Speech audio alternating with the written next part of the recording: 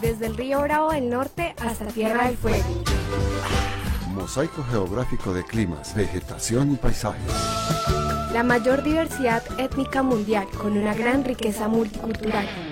20 naciones y 7 dependencias se encuentran en concierto para disentir, el panel radial para pensar y analizar los temas latinoamericanos. Todos los martes de 8 a 9 de la noche por la UD 90.4 FM Estéreo, la verdadera alternativa de la radio.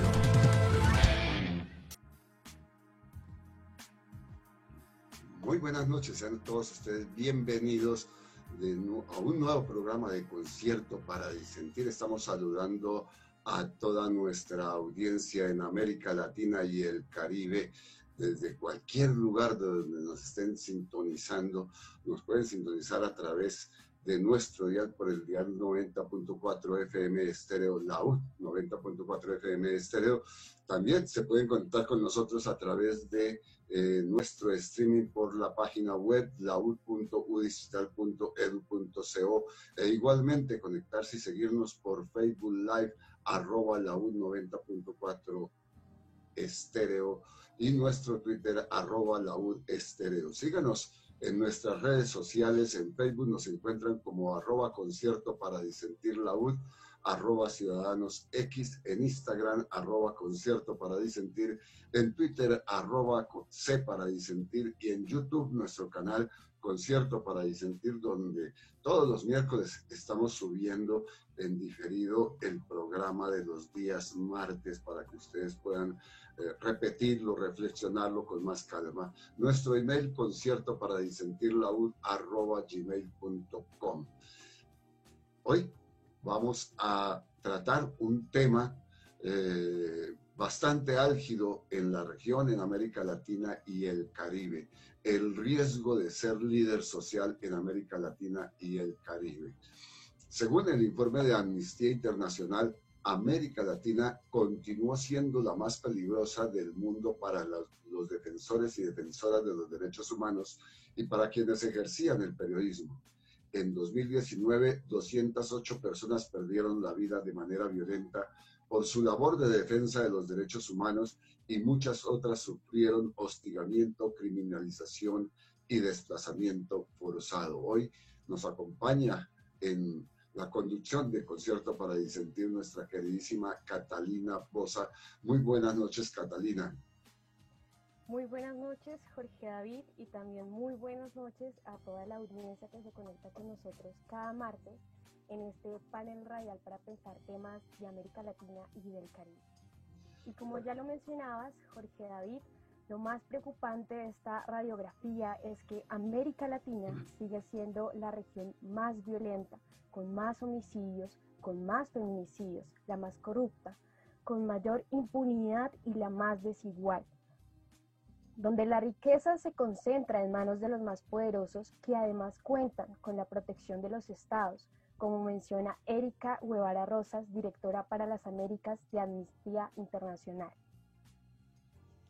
Según la investigación realizada por Consejo de Redacción, en la que participaron 45 periodistas, desarrolladores y videógrafos de 10 países: Argentina, Bolivia, Brasil, Colombia, Ecuador, Guatemala, Honduras, México, Perú y Venezuela, encontraron 2.133 hechos victimizantes contra hombres y mujeres y 234 contra comunidades u organizaciones que defienden el medio ambiente y el territorio.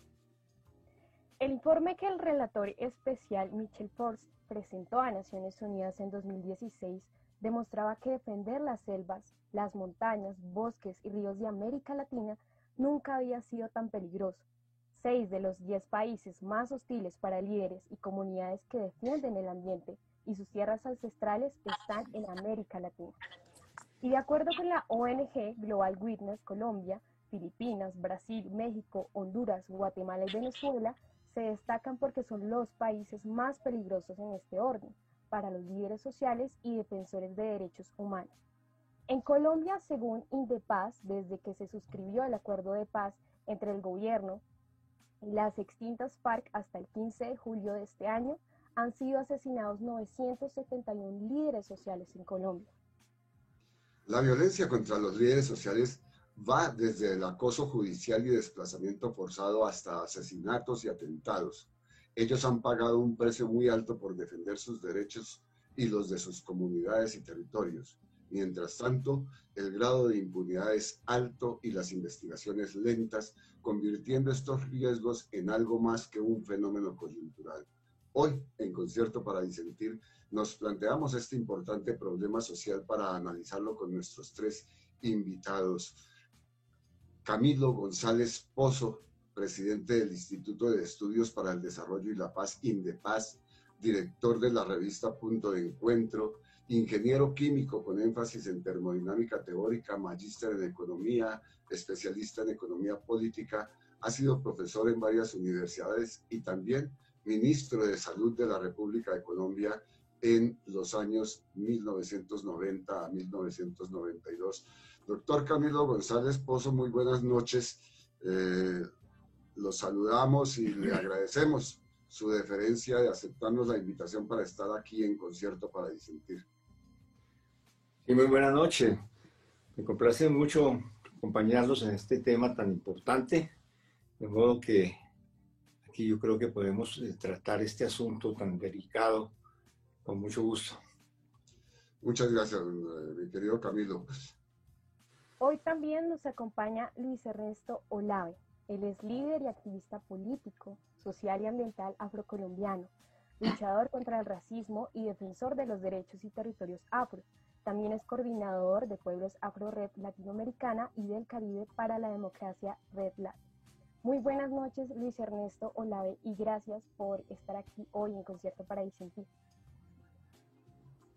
Buenas noches. Bueno, me disculpo porque me cogieron en territorio, en carretera. Ustedes saben que nos toca movernos, apoyo a las comunidades, pero aquí estamos. Estoy en el carro, me disculpo nuevamente, pues la imagen aquí, no sé si me logran ver bien, pero lo importante es el mensaje, lo que podamos transmitir y también lograr que la opinión y analista de escenarios políticos y sociales, en 2 minutos, 3 minutos ya se estará conectando. Hubo ahí también, allí con Bolivia, un desfase con el horario, pero ya estamos todos coordinados, entonces en breves minutos estará Jorge Richter con nosotros. Y bueno, agradeciendo desde nuevo la deferencia que tuvieron para aceptar la invitación y tratar este tema. La primera pregunta pues se deriva del contexto que introdujo el tema.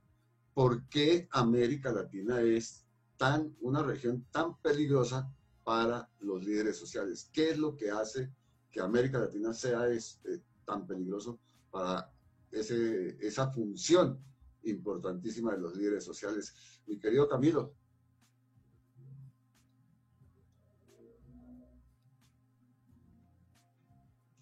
Camilo, habilita el micrófono. Nos pasa los dos momentos, nos olvida el micrófono. Sí. Bueno, yo creo que habría que pensar qué tipo de conflictividades violentas son comunes y qué determinantes tienen esas conflictividades. Y podemos ver que pues hay algunas de ellas que pues son las que nos preocupan mucho en Colombia, pero que también se presentan en otros países, tienen que ver con la disputa por territorios.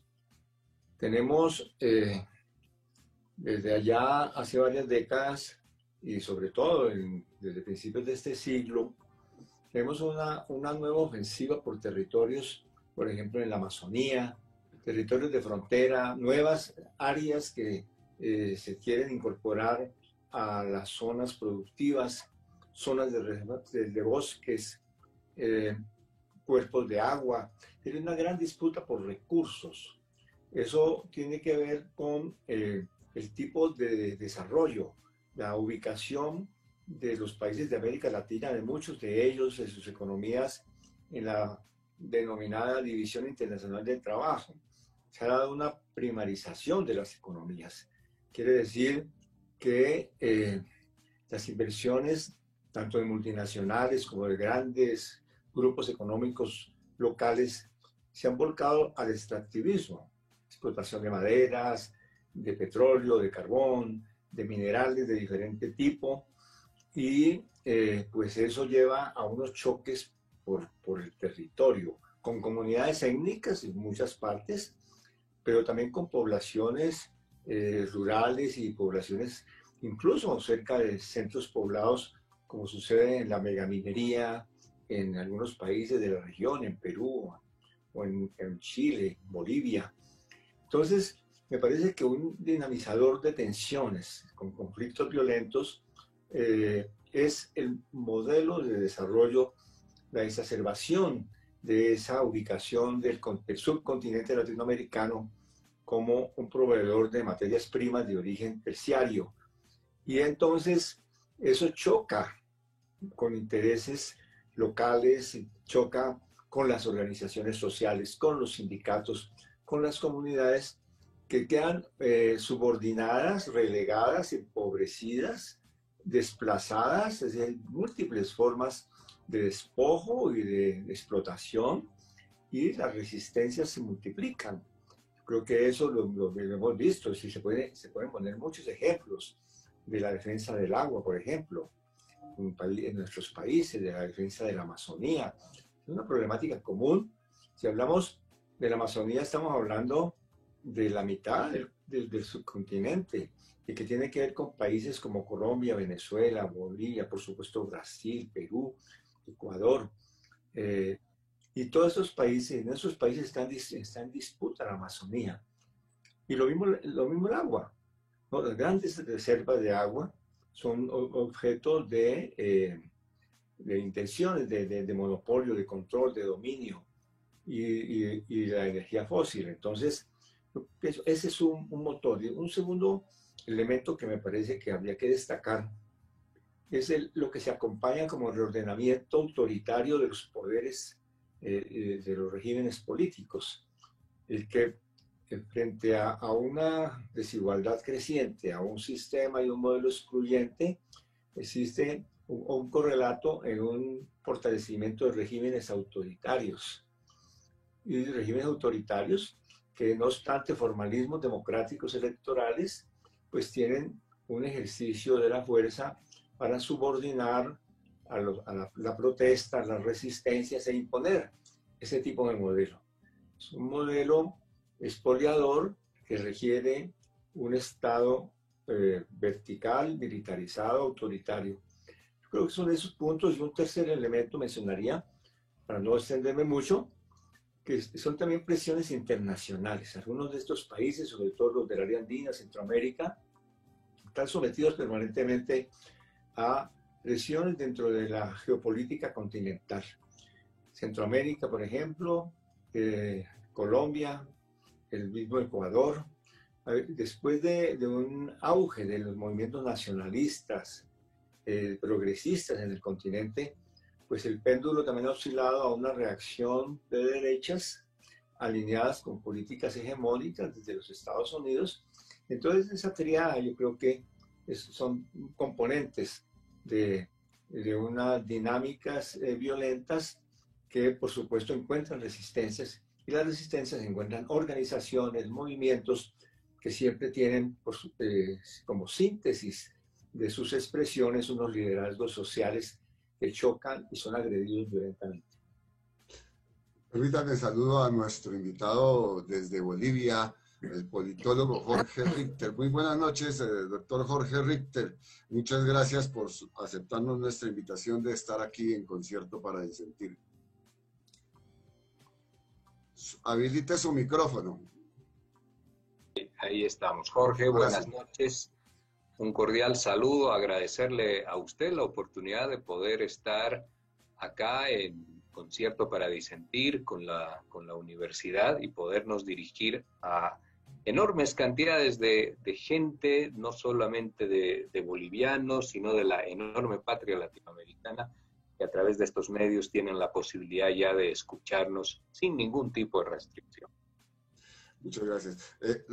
Luis. Lecturas un poco más críticas y pues con la Red LAT hemos hecho un trabajo muy interesante de varios años. La postura de la Red LAT es una organización abierta, pluralista y democrática. Entonces, pues están todas las posturas políticas dentro de la regla. Yo tengo una postura muy fuerte frente al el capitalismo y la política feudal que hay hacia América Latina por parte de, especialmente por parte de los Estados Unidos. O sea, América Latina se convirtió en el patio trasero de Estados Unidos y hemos hecho análisis desde el punto de la pobreza, desde el punto de la distribución, la mala distribución de la riqueza y los territorios que han sufrido el abandono estatal en América Latina y el Caribe. Y ese análisis nos lleva a que estos territorios son territorios de comunidades negras, pueblos afrodescendientes o pueblos indígenas. Entonces, en un momento histórico, los Estados Unidos empezó a generar guerras en ciertos territorios y a desestabilizar la política regional. Esa desestabilización lo que hizo es invitar a las grandes multinacionales con intereses también, lo vimos hoy por ejemplo con lo que está pasando con estos árabes aquí en Colombia que van a entrar a Saturbán y que bueno, está ya todo prácticamente orquestado. Y ahí también lo vimos en Bolivia, doctor, que por ahí yo lo sigo, es un gran trabajo el que ustedes hacen ahí en Bolivia, tengo también muchos amigos en Bolivia, y ahí también se está viendo bueno, una situación de interés capitalista e impulsado desde los Estados Unidos en los temas de minería, creo que específicamente es cobre. Y lo vemos en la Amazonía, donde, sobre todo en la brasilera, donde tuvimos el año pasado, tuvimos una convención con la OIT y analizando pues todos estos temas, esta convención la tuvimos en Brasil y resulta que es que los pueblos afro, los pueblos indígenas, nos cobija un convenio de la OIT que es el convenio 169, donde nos da la apelación del territorio bajo el concepto de la consulta previa. Entonces hoy los capitalistas que en su momento no entendían la fuerza que tenía el convenio 169 de la OIT, ven en los pueblos afro, en los pueblos indígenas, un palo en la rueda, como no lo han dicho. Incluso acá en Colombia el gobierno colombiano lo dijo a través del ministro de esa época, ministro del Interior, Germán Vargas Lleras, que fue pues desproporcional, que somos un palo en la rueda para frenar el desarrollo. Pero entonces el desarrollo, porque pedimos consulta previa, en donde nosotros decimos y nuestros líderes salen a defender el territorio, cómo nos afecta estos proyectos mineros, estos proyectos energéticos e incluso portuarios, que también es un punto fuerte. Entonces, como no han podido, en Brasil, por ejemplo, empezaron a desmontar todas las políticas que dejó Lula frente a la protección de los territorios de los pueblos, de la consulta previa, el reconocimiento de los pueblos afro y los pueblos indígenas. Entra Bolsonaro y empieza a desmontar todo esto. Y lo mismo nos está pasando en Colombia. No sé, creo que los compañeros en Bolivia están viendo una situación similar con el gobierno que se había implementado últimamente. Pero en Colombia no está pasando. Hay un caso muy emblemático y es que eso es lo que genera que los líderes salgamos a defender el territorio. Porque para nosotros el territorio es la vida.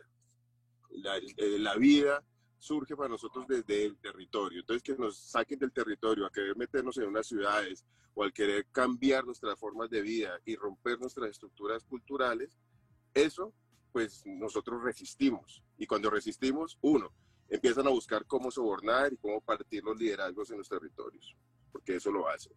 2, empiezan los desplazamientos, y aquí en Colombia lo hemos visto, y en Centroamérica también lo vimos, en Honduras específicamente, cuando matan a Berta Cáceres, una gran lideresa que estaba defendiendo también el territorio, y entonces la matan, y lo que hacen es atemorizar a las comunidades para que accedan a los intereses de las consultas que ellos quieren imponer en las consultas previas, y ahí es cuando vienen los desplazamientos y demás.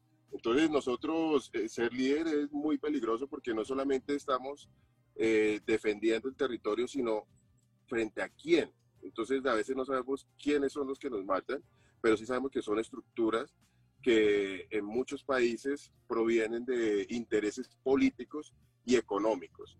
Tenemos, como te decía, tenemos el caso aquí en el Chocó de Belén de Tribugá, por ejemplo. Es un puerto que se quiere hacer para darle una salida al Océano Pacífico, construir un gran puerto de gran calado que tendría una competencia muy grande con el puerto de Panamá, y es un proyecto político que lleva 20 años, y nosotros llevamos 20 años oponiéndonos, y 20 años en esa misma ruta donde ellos pretenden hacer ese canal, ese puerto fuerte y un canal también seco, para hacerle competencia al canal de Panamá. Es un territorio que lo llenaron de paramilitarismo, lo llenaron de guerra, y ahí están las comunidades negras, las comunidades afrodescendientes, y están los pueblos indígenas. Ese es uno de los motivos más fuertes por lo que yo considero que América Latina y el Caribe también lo ha vivido, porque no podemos negar los procesos de descolonización que se pretende en el Caribe. Por ejemplo, lo que ha sido la lucha de Haití, la lucha de Jamaica, Martinica, bueno, todos estos países que han tratado de generar sus propias economías, pero las grandes economías europeas, que son las que más hicieron en el Caribe, pues se han opuesto a todo esto. Nosotros desde la Red Latinoamericana y del Caribe para la Democracia, en la parte que yo coordino como pueblos afrodescendientes, misma está de acuerdo en considerar que América Latina y el Caribe, que la región es la región más peligrosa para ser líder social.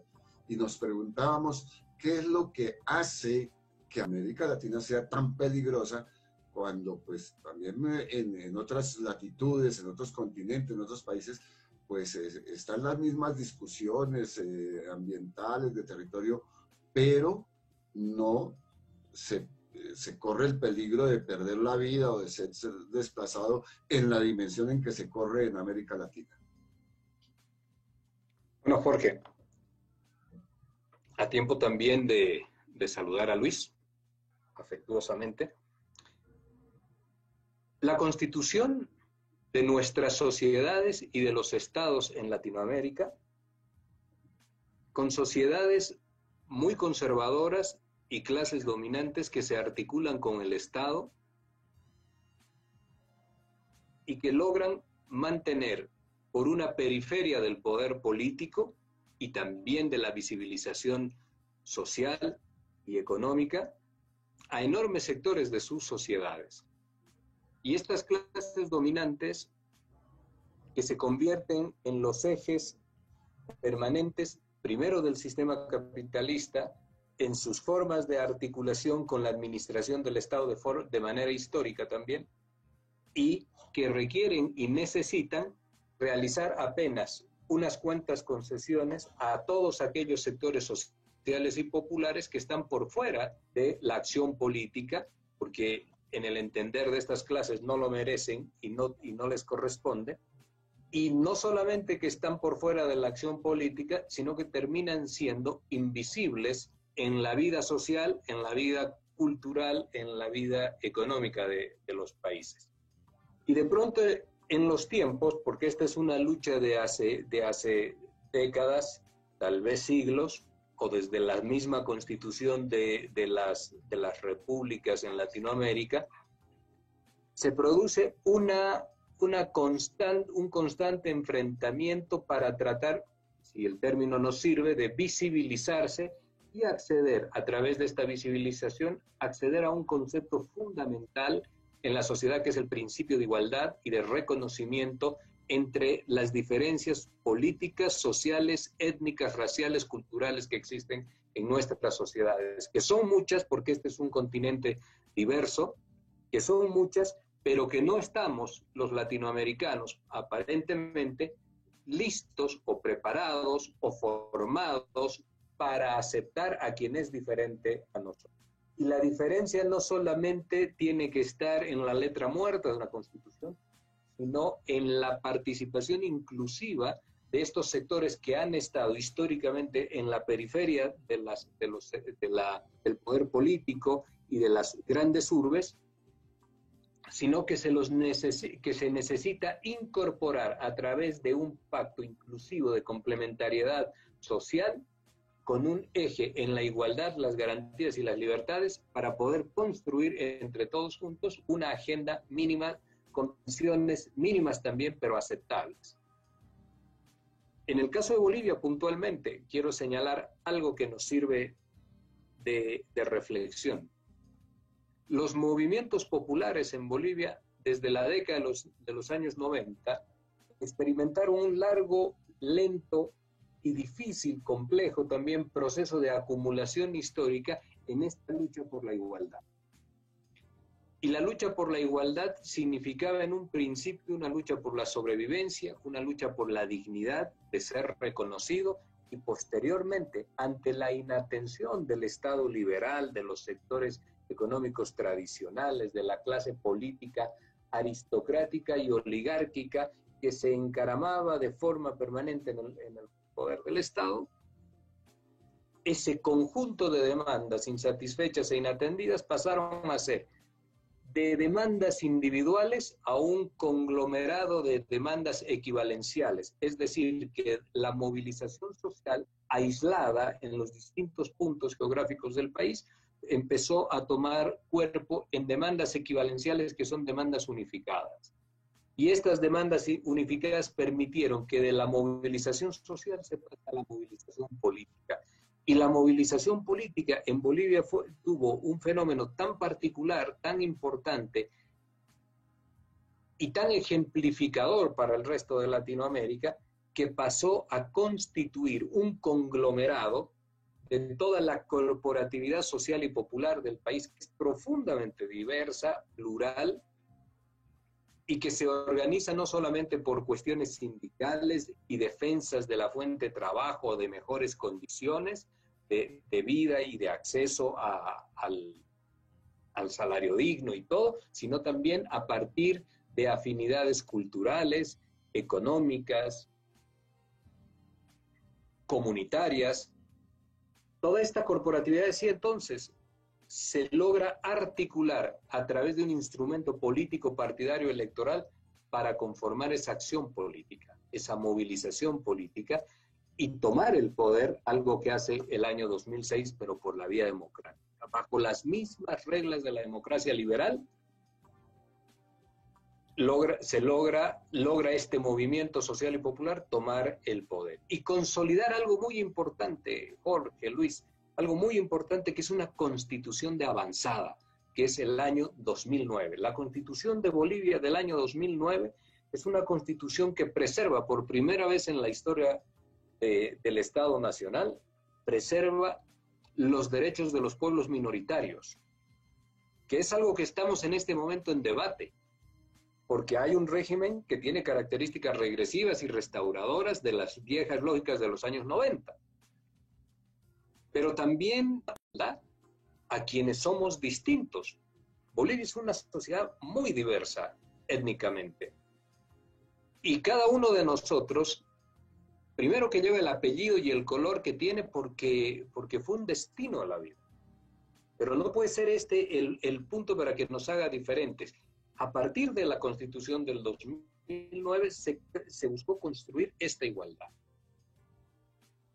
¿Y ahora qué sucede, Jorge? Sucede que con el golpe de Estado que se produce el pasado año, lo que se quiere lograr es primero anular la Constitución del año 2009 y volver a la Constitución del 94, con una Constitución absolutamente liberal y sin la preservación de los derechos progresivos y constitucionalizados que han favorecido a los sectores sociales populares históricamente marginados.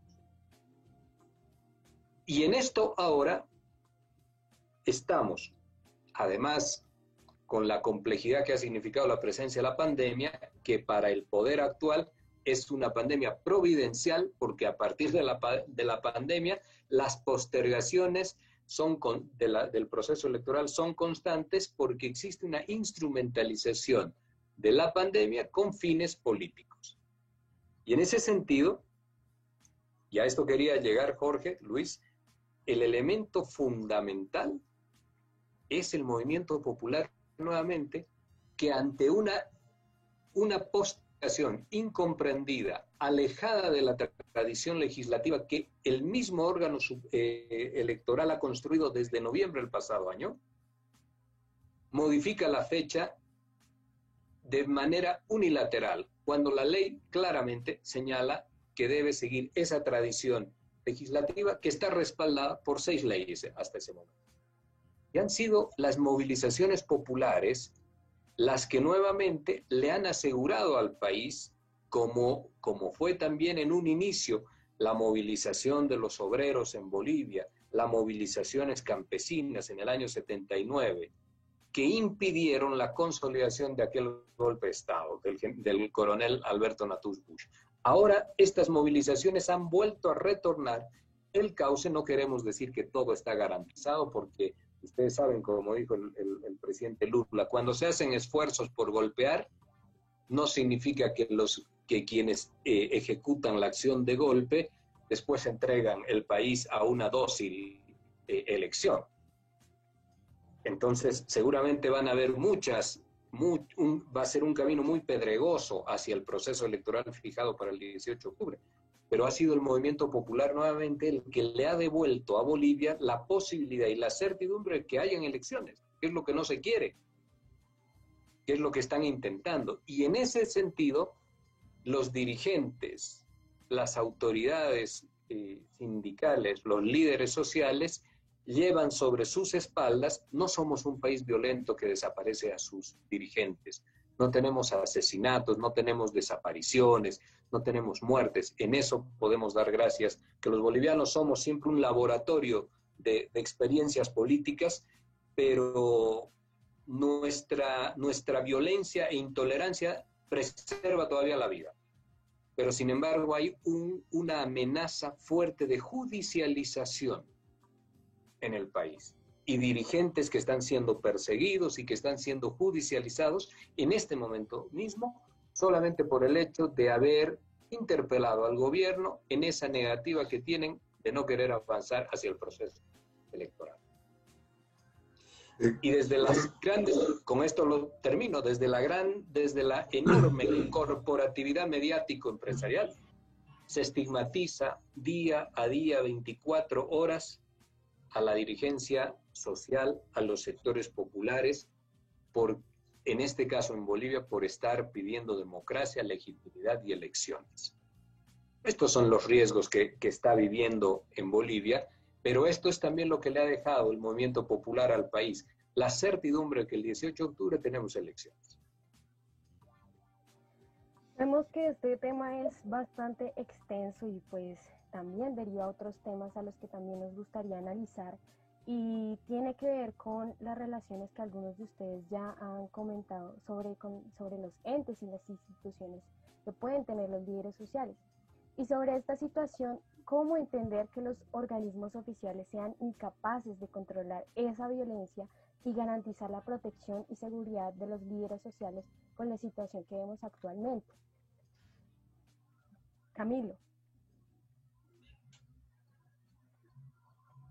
Sí, gracias. Bueno, pues efectivamente hablamos primero de lugares comunes entre nuestros países. Podríamos mirar ese tema, el tipo de respuestas desde el poder en el caso colombiano. Y sobre esto yo creo que es importante como ubicarnos en el momento del poder político en Colombia, que está pues caracterizado por una coalición de gobierno del Centro Democrático que aglutina varias fracciones alrededor de lo que es la extrema derecha política en Colombia, encabezada por el expresidente Álvaro Uribe.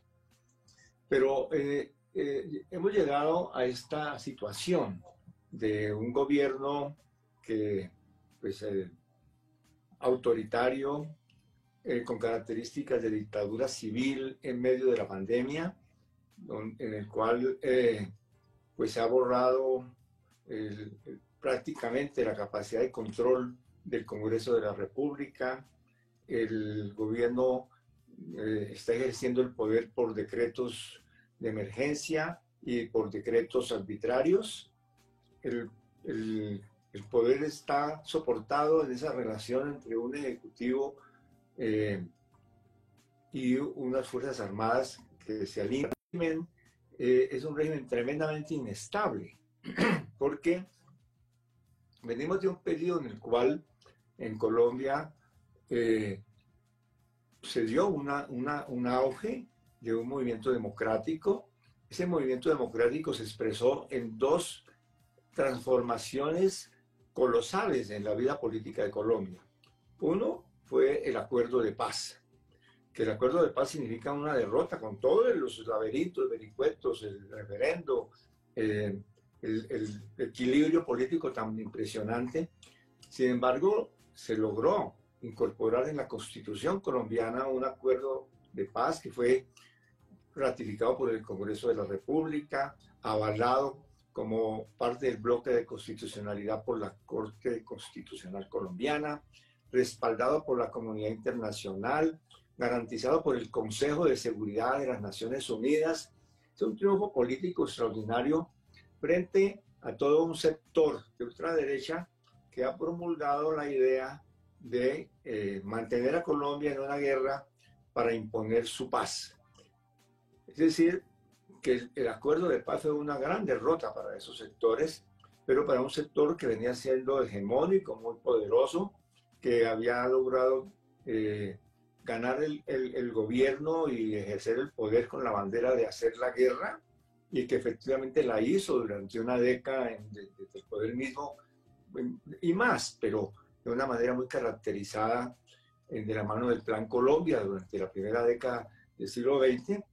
Y a esa derrota política, que es el acuerdo de paz, que tiene transformaciones muy importantes, que tiene de base una movilización social extraordinaria, hay que agregarle que por primera vez en Colombia, en unas elecciones, la disputa se da entre una expresión política democrática progresista, encabezada por una fuerza de izquierda y por un candidato caracterizado de manera definida como una figura de la izquierda colombiana, enfrentado a, digamos, a la vocería y representación de la ultraderecha uribista.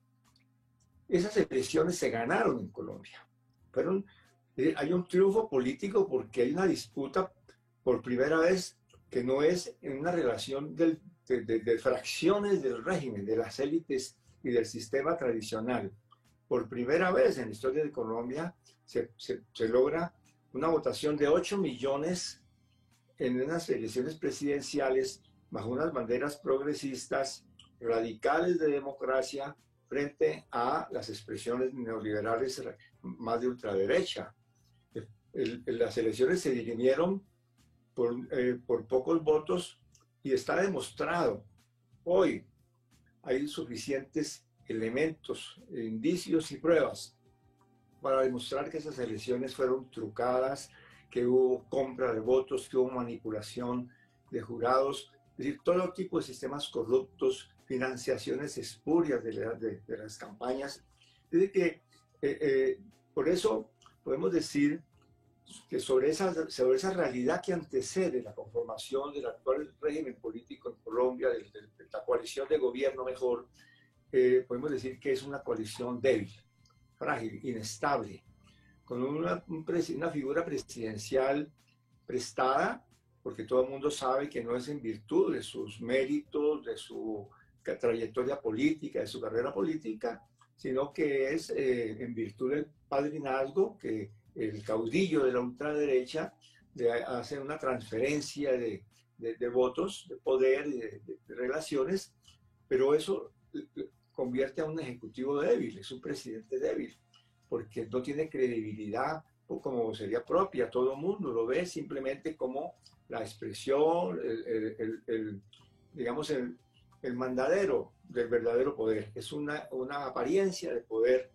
y a eso hay que agregarle que de todas maneras hay una fragilidad política de ese movimiento que se expresa en el hecho de que la máxima figura del poder político actual en Colombia, en el Ejecutivo, de una de las fuerzas parlamentarias más importantes de la ultraderecha, está en la cárcel, está detenido, no en la cárcel, tiene una detención domiciliaria en un proceso que así le ha sido abierto y que por segunda vez en la historia de Colombia, algunos dicen que es la primera, pero es un presidente, un expresidente de la República está en un proceso con detención, con privación de la libertad. Ya se presentó un caso, cuando el general Rojas Pinilla, pero que fue la situación de un mandatario calificado de dictador. Entonces, se trata de un sistema político en tensión. Eso es una característica muy importante porque dentro de esa situación, lo que en Colombia tenemos, a diferencia de Bolivia, lo que estamos resolviendo es una guerra.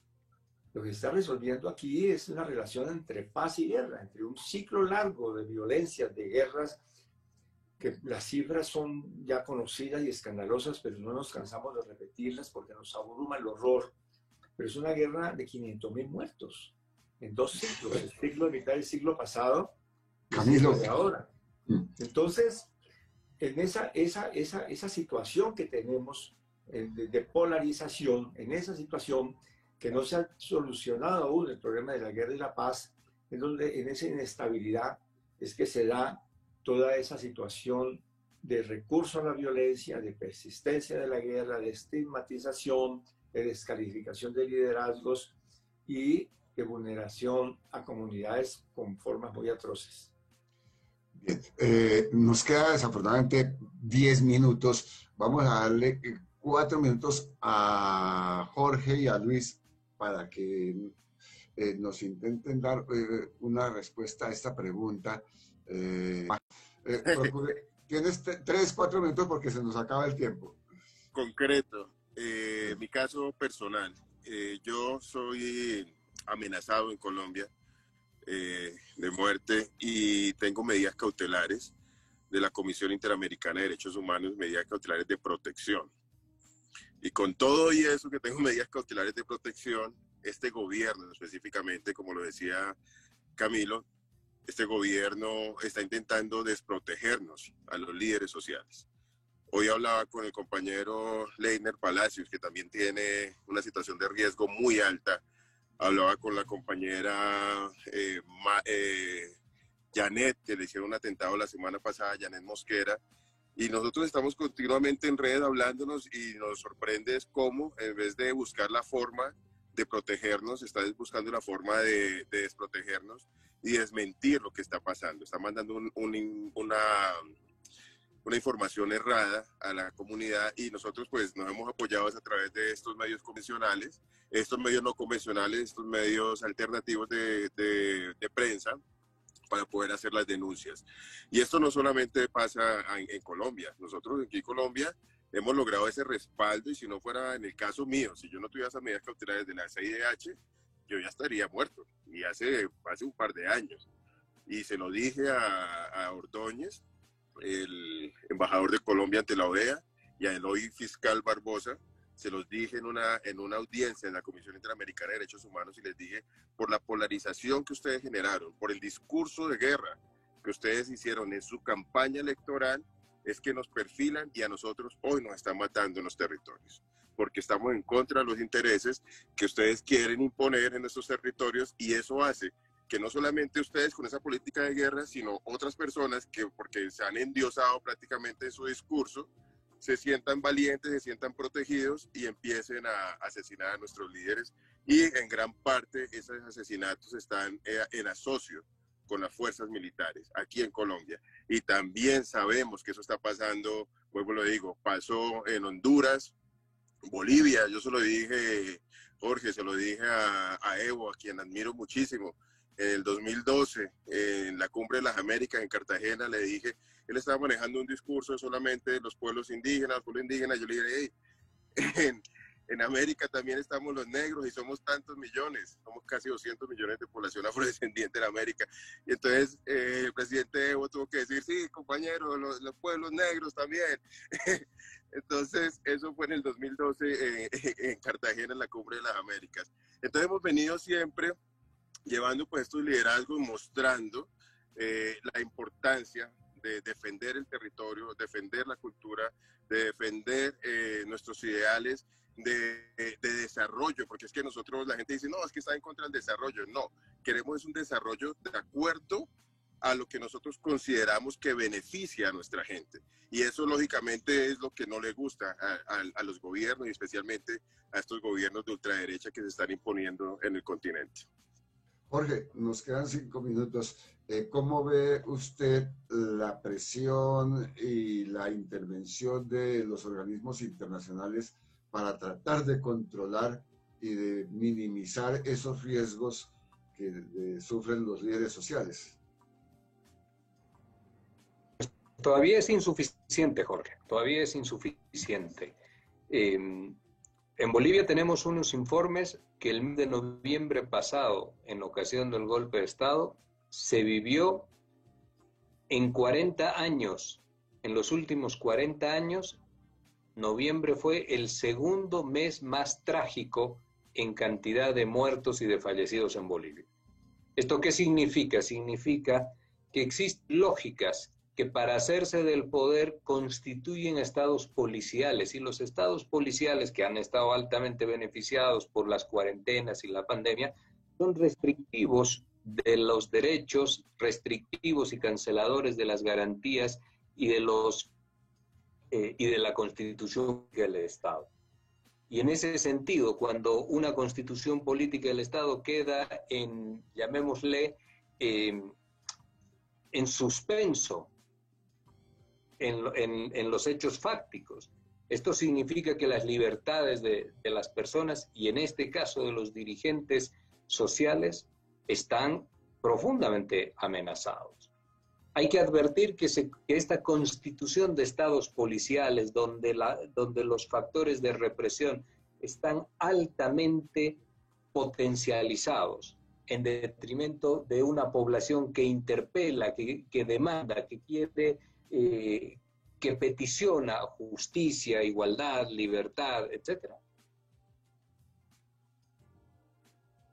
Están constituyendo estados que no protegen, pero que todavía bajo una forma democrática se relacionan con los organismos internacionales y que no se asegura la libertad, la tranquilidad y la vida de los dirigentes. Lo que quiero decir es que los estados policiales son un peligro, los estados represores son un peligro, tenemos democracias que están empezando a ser restrictivas de los derechos y de las seguridades constitucionales de nuestros estados, y en ese sentido los organismos internacionales tienen que tener una presencia mayor para visibilizar estos problemas, para visibilizar. La demanda surge a consecuencia de algo. La demanda surge a consecuencia de algo, y los gobiernos están desechando el hábito y la costumbre de atender o de examinar cuál es la composición de la demanda, qué es lo que están pidiendo los diferentes sectores sociales. Y cuando esto afecta a las clases dominantes, entonces la vía más expedita está en las seguridades y en las garantías que tienen que tener la ciudadanía. Y si es la ciudadanía, son los dirigentes. Y esto es importante. Pues Jorge, muchas gracias de verdad por haber atendido nuestra invitación. De nuevo, quedamos gratamente agradecidos con ustedes por sus reflexiones, Jorge. Muchas gracias. No, en todo caso, gracias, Jorge, a ustedes, gracias a la universidad, gracias al programa. Un cordial, un afectuoso saludo también a Luis. Luis Ernesto. Muchas gracias. Muchas gracias. Usted está viajando y sin embargo nos atendió. Muchas gracias por su deferencia y por sus reflexiones. Aquí estamos y sabes que siempre cuentas conmigo, y la Universidad Distrital pues siempre hemos estado también atentos. Solo como reflexión final, un problema grande de la forma en que los organismos internacionales están atendiendo las problemáticas de los líderes y defensores de derechos humanos es que, aunque ellos sacan alertas sacan informes. Estos no son atendidos por los gobiernos, o sea, los organismos internacionales en este momento están siendo manipulados por los gobiernos y eso nos ha generado una debilidad en la defensa de nuestros derechos. Entonces se convierte en casi que solamente letra muerta, pero se podría hacer mucho más si logramos que estos organismos internacionales no sean permeados también por la política. Y es un ejemplo los acuerdos de paz en Colombia. Todos los organismos apoyaron, pero no hemos logrado su cumplimiento. Sí. Camilo, muchas gracias por haber atendido nuestra invitación y por sus reflexiones. Muchas gracias. Yo creo que solamente señalo que frente a Colombia, 2 organismos internacionales han tomado iniciativas decisivas, muy importantes. Desde el Consejo de Seguridad se ha llamado a un cese de hostilidades unilateral de todos los que andan con armas agrediendo.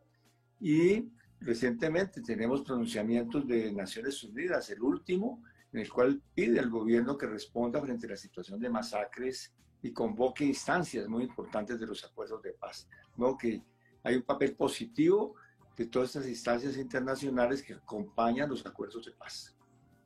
Bueno, y a los estudiantes del Semillero de Investigación Ciudadanos X de la Corporación Universitaria de Minuto de Dios también nuestro agradecimiento. En la investigación, Paola García y Catalina Boza; en el manejo de nuestra base de datos, Tatiana Igarrero; en el diseño de imagen, publicidad y redes sociales, Gabriel Alvarado, Gilmer León y John Briceño; en el sonido y coordinación de la plataforma Zoom, Mauricio Peñalosa; en la producción, Sandra Castro; conducción, Catalina Boza; dirección y conducción, Jorge David Sánchez. Esperen nuestras conclusiones por nuestras redes. Recuerden seguirnos en Facebook, nos encuentran como @concierto para disentir la UDA, @ciudadanosx, en Instagram, @concierto para disentir, en Twitter, @c para disentir. Suscríbase a nuestro canal en YouTube, Concierto para Disentir, donde desde mañana podrá ver este programa en diferido. Nuestro email, conciertoparadisentirlaud@gmail.com.